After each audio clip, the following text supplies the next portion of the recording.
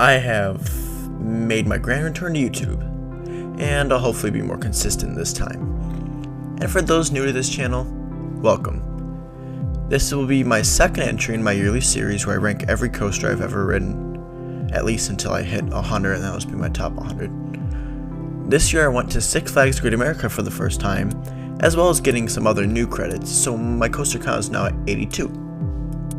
I've got nothing else to say, and I want to get through this so I can start working on some other videos I'm even more excited about. So, without further ado, let's get right into it.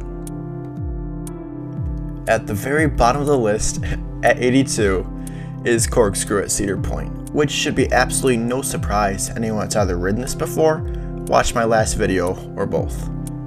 I did not ride this year for pretty obvious reasons, and I have no doubts whatsoever that it is still the worst coaster I've ever ridden. At number 81, Apple's Apple at King's Dominion. Ouch! I do not care at all to re-ride this the next time I go to King's Dominion. At number 80, Anaconda, also at King's Dominion. And also, ouch. This was the first coaster I ever rode with an inversion, so it's obviously going to hold a special place in my heart, but it hurt. For the most part, aero loopers age like milk, and this was no exception. It looked beautiful over Lake Charles, but Lake Charles deserves better. At number 79, we have Woodstock's Aerorail at Kings Island. I rode this at least once 6 years ago, and it beat my head up really badly, and maybe I'll re-ride it this year at Kings Island just to see if it's any different, but I'm not very enthused about it. At number 78, we have the Dark Knight coaster at Six Flags Great America. I rode this for the very first time in 2025, and for being the first new entry on this list, yeah, it's a pretty bad start. It sucked. It hurt. It was bad. And Mock Ride's Wild Mouses have not been on a good streak with me. I am 2 for 2 on them sucking butt. This one's only higher than Apple's Apple because it actually has theming. That's it. At number 77, we have Wicked Twister at Cedar Point. This fell spectacularly on my list because of the experience I had and the Intimate Impulse that is sitting directly above it. It made me realize how much I would have hated Wicked Twister now. At number 76, we have Flash Vertical Velocity at Six Flags Great America. This is the Intimate Impulse I referred to when talking about Wicked Twister. I had not ridden an Intimate Impulse since probably a year or two before Wicked Twister was demolished, so I really didn't know what to expect.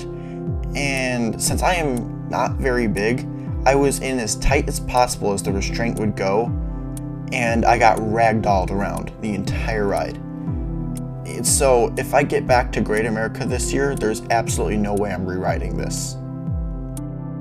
Alright, we have our first combined spot. At number 75 and 74, we have Queen City Stunt Coaster at Kings Island and Backlot Stunt Coaster at Kings Dominion. These two are interchangeable for me. I haven't ridden the Kings Island one since it got rethemed, so hopefully I'll get to that in 2026 and it'll shift in my rankings a little, possibly. But the only memorable part of both of these for me is that the banking after the initial launch kills my neck every time. At number 73, we have Vortex at Kings Island. I don't have much of a memory riding this since it's been, I didn't ride it its last year, so it's been at least like 8 years now since I last rode it, and it's long since been demolished, obviously. But I do remember that it was pretty painful the last time I rode it. But it was beautiful to look at, but yeah, it hurt. Hopefully, Kings Island gets a new coaster, 2027, please, and it goes in this plot of land.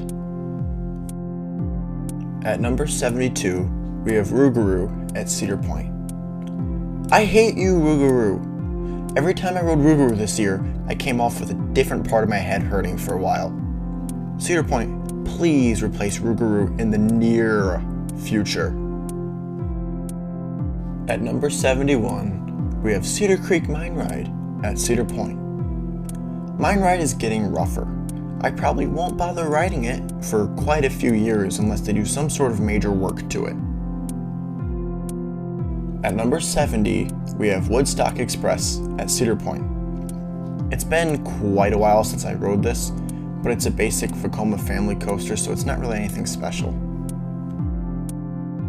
Number 69, Sprocket Rockets at Six Flags Great America. Another Vekoma family coaster, but this one was a new credit for me this year. Again, nothing really special. Number 68, Little Dipper at Six Flags Great America. A fun historical little ride, another new credit for me this year. Don't really have anything else to say about it. Number 67, Snoopy's Soapbox Racers at Kings Island. This is my most recent credit as of this video. I rode this at Winterfest in 2025 and thoroughly enjoyed it. Number 66, Adventure Express at Kings Island. All I remember about Adventure Express since I last rode it years ago was that I liked it more than Cedar Creek Mine Ride. Hopefully I'll get to re-ride it on my visit in 2026. Number 65, Big Thunder Mountain Railroad at Disney's Magic Kingdom. I went to Disney World this year, but this was closed for an extensive refurbishment. Hopefully it'll be open next time I go, because I did enjoy it the last time I rode it. Number 64, Rock and Roller Coaster at Disney's Hollywood Studios. Besides the pretty good launch, this is a very boring ride. It's just kind of a nothing burger to me. I am looking forward to seeing how the Muppets re-theme goes, and I don't really have anything else to say for it. Number 63, Dominator at King's Dominion. When I rode this in 2024, I found it extremely forceless. That's what I don't want from a coaster. Number 62, Blazing Fury at Dollywood. A pretty cool ride, and the few drops caught me off guard towards the end. I really need to get back to Dollywood and re-ride everything there. Number 61, Slinky Dog Dash at Disney's Hollywood Studios. This was the worst of the Disney coasters I rode for the first time this year, but that doesn't mean it's a bad coaster. It's just forceless for the most part, with the exception of some of the launches. But it still has more forces than Dominator. Number 60, Iron Dragon at Cedar Point. Iron Dragon is okay. I really don't know what else to say. Number 59, Space Mountain at Disney's Magic Kingdom. First off, when I rode this in 2018, I do not remember which track I rode of it. So it's just kind of lumped in here without any specific of the two tracks. And then second, I was in line for one of the tracks for this in 2025, and it broke down and never got to ride it on my Disney trip. So unfortunately, I don't have anything to add about it. Number 58, Expedition Everest at Disney's Animal Kingdom. You get a tiny bit of airtime in the back row, otherwise this ride isn't super forceful. The amazing theming definitely saves this ride. Number 57, Harry Potter and the Escape from Gringotts at Universal Studios Florida. Seems like a pretty cool ride, but it's been so long since I rode it that I really don't remember anything about it. Number 56, Hollywood Rip Ride Rocket at Universal Studios Florida. Rip to Rip Ride Rocket, I guess. It was a pretty mediocre ride. Number 55, Fire Chaser Express at Dollywood. Another one that my memory is very blurry on because it's been so long, but I do remember really enjoying it. Number 54, The Incredible Hulk Coaster at Universal Islands of Adventure. It's been a while since I rode this, like nearly a decade, so I really don't have a good memory of it, and I hear nothing but amazing things about it, so I desperately want to re-ride it.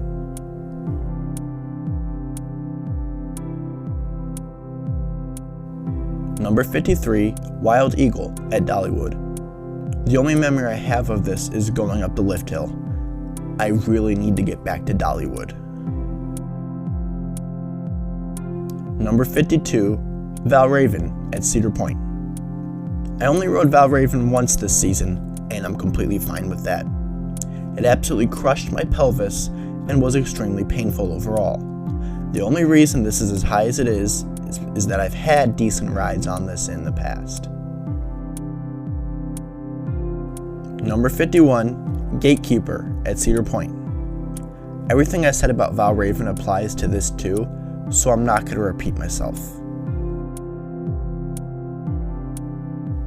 Number 50, Thunderhead at Dollywood. It's been a very long time since I rode this, much like a lot of the coasters on here, around a decade, and I love Mystic Timbers, so I really badly want to re-ride this.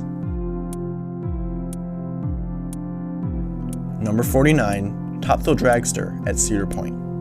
Amazing launch, but it was a one-trick pony. Top Thrill 2 is much better. Number 48, Toombili at King's Dominion. I know this is wild to have this above Top Thrill Dragster, but let me explain. I'm not the biggest fan of launches, they just don't do much for me, with a few exceptions which are much higher on this list. And when it comes to Toombili, it's just an SNS 40 free spin. It's fun, but they can hurt, especially guys, you know what I'm talking about.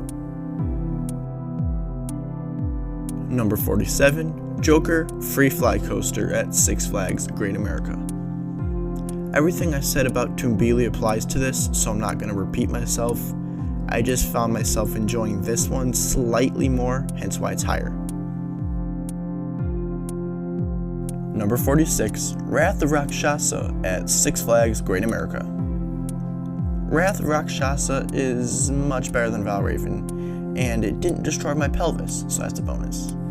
I just found myself feeling like this was a much more complete ride, and it makes me very excited for Tormento Rampaging Run at Six Flags Over Texas. Number 45, Demon at Six Flags Great America. Demon caught me off guard in the best way possible. I was going into it thinking I would hate it like I do most other aero loopers, besides one, that I've ridden. Instead, I got amazing airtime off the drop in the back row, and I found this easy enough to really brace myself on, so then I found it pretty enjoyable. I ended up riding this quite a bit on my weekend there. Number 44, Whizzer at Six Flags Great America. Whizzer also caught me off guard in a great way. It was more intense than I expected and an overall fun ride. Number 43, Tron Light Cycle Run at Disney's Magic Kingdom. This was my first new credit of the year, and wow, definitely a good start. This coaster absolutely blew me away. I had never ridden a motorbike coaster before, and this was a very good first impression. The launch was way more forceful than I expected, and all of the interior portion was really fun and decently forceful as well. I think a more intense version of this ride model would be a good fit for the Vortex plot at Kings Island. Number 42, Firehawk at Kings Island. I miss Firehawk. Overhated like crazy, and I'm sad that I'll never get to ride another Vekoma Flying Dutchman, or go to Six Flags America for that matter. Number 41, Invertigo at Kings Island. I'm excited to re-ride Invertigo in 2026, and it seemingly has a new chain lift. Great ride and also overhated. Number 40, The Bat at Kings Island. Another one I'm excited to re-ride. Absolutely underrated coaster that absolutely rips through its layout. Number 39, Mystery Mine at Dollywood. Been quite a while since I've been to Dollywood, including riding Mystery Mine, and I'm very curious how much it'll change whenever I finally get back there. Number 38, Reptilian at King's Dominion. I love Reptilian. I love bobsled coasters, and I would love to see a modern version of a steel bobsled coaster. Mach could pull it off.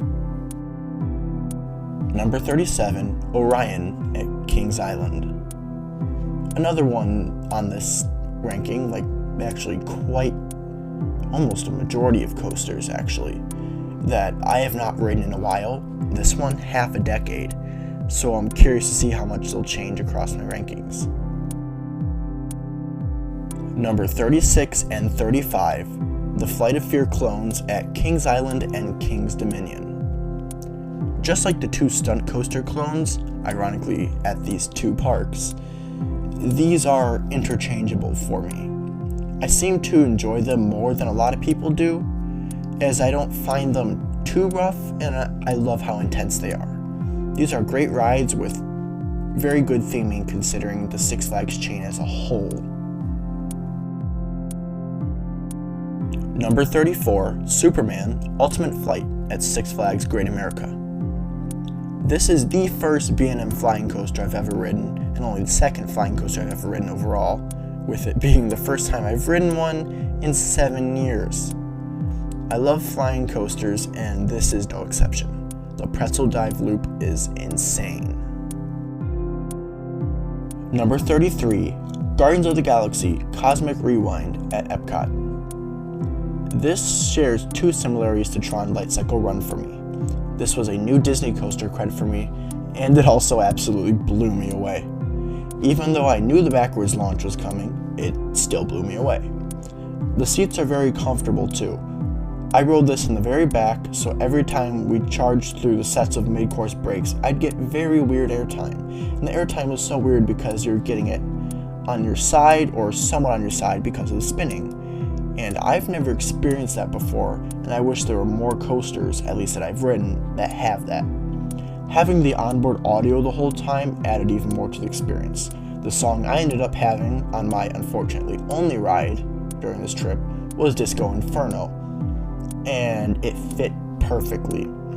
If Cedar Point ever, I know this is blue sky, but something that's been rumored for a while and has been talked about on and off by people at the park, if they ever expand into the parking lot, they could build a more intense version of this ride model if there's nothing that Disney owns specifically, and it's owned by Vekoma, and they could theme it to disaster transport. That'd be peak. Number 32 and 31, the blue and red sides of Racer 75 at King's Dominion. These are just dueling wooden airtime machines, and that's absolutely peak. Number 30, Wild Mouse at Cedar Point. This was a perfect addition and replacement to Wicked Twister for Cedar Point, in my opinion. And I also think it's very underrated, just simply because of how peak, in other words, to put, actually in the only word I said, to put everything in this park. I've had some insanely intense rides on this just this season, and I'm excited to ride it way more next season. Number 29, Grizzly at King's Dominion. This was my very first coaster, and it's an absolutely goated one at that. Great layout, and it hauls ass through the whole thing, causing some absolutely wild and insane airtime. Number 28, Goliath at Six Flags Great America. This would be higher if it didn't obliterate my balls. Number 27, Blue Streak at Cedar Point. This, in my opinion, is an amazing and underrated coaster with some absolutely insane airtime in the first half, especially in the very front or back row. Number 26 and 25, the blue and red side of Gemini at Cedar Point. Absolutely goated hybrid airtime machines that duel. Truly perfection on Arrow's part. Number 24, Tennessee Tornado at Dollywood.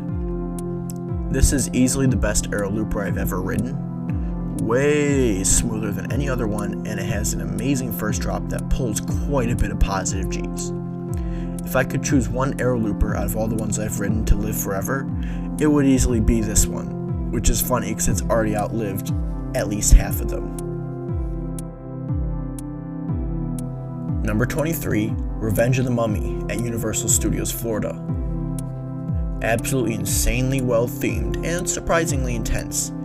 It's very immersive due to these spectacular practical effects, and the layout will make your heart race with how surprisingly intense it is. There were multiple moments that I knew about them going in, and they still caught me off guard. Number 22 and 21, the blue and red sides of the Racer at Kings Island. These are just a lot like I said about Racer 75, dueling wooden airtime machines that are absolutely peak. Number 20, the Beast at Kings Island. An absolute legend, and with all the retracking it received before the 2025 season, and it's currently undergoing for the 2026 season, I am so hyped to rewrite it, and it might actually be the coaster that I'm looking forward to rewriting the most. Number 19, Banshee at Kings Island. A great invert that is unfortunately somewhat rough in the back row. Number 18, X-Flight at Six Flags Great America. X-Flight is the best wing coaster I've ridden. Extremely intense and fun.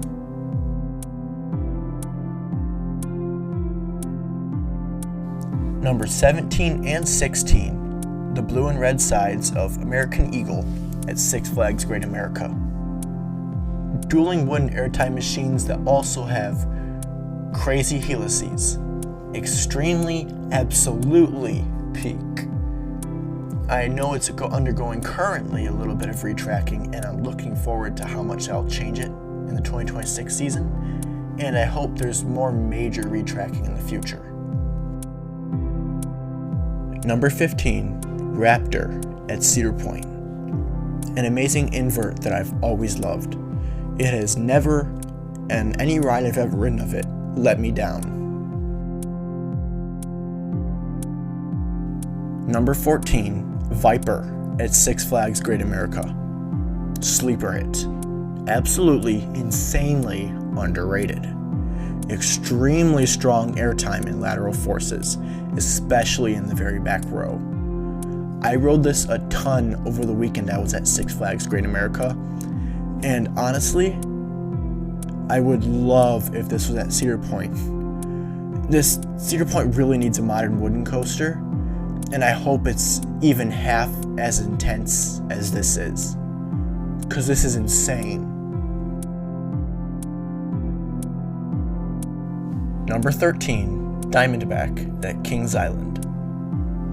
I have not ridden this in years, but the airtime is so good that I still remember it. I'm extremely excited to reride this in 2026.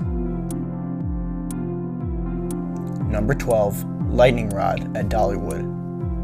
Just like Diamondback, I have not ridden this in years, except this even longer, but I still remember just how good that airtime was. Again, as if I hadn't said this before, I really need to get back to Dollywood. Number 11, Batman the Ride at Six Flags Great America. This is the best invert I've ridden. I did not expect it at all. I did not expect the first invert ever to be this amazing, but here it is at 11. First, I want to mention the theming on this. It is so good for a Six Flags park, especially since it went through a theming refurb last year and I think a little bit the year before as well. Now, back to the coaster itself, it's extremely intense, especially that vertical loop immediately following the drop, and especially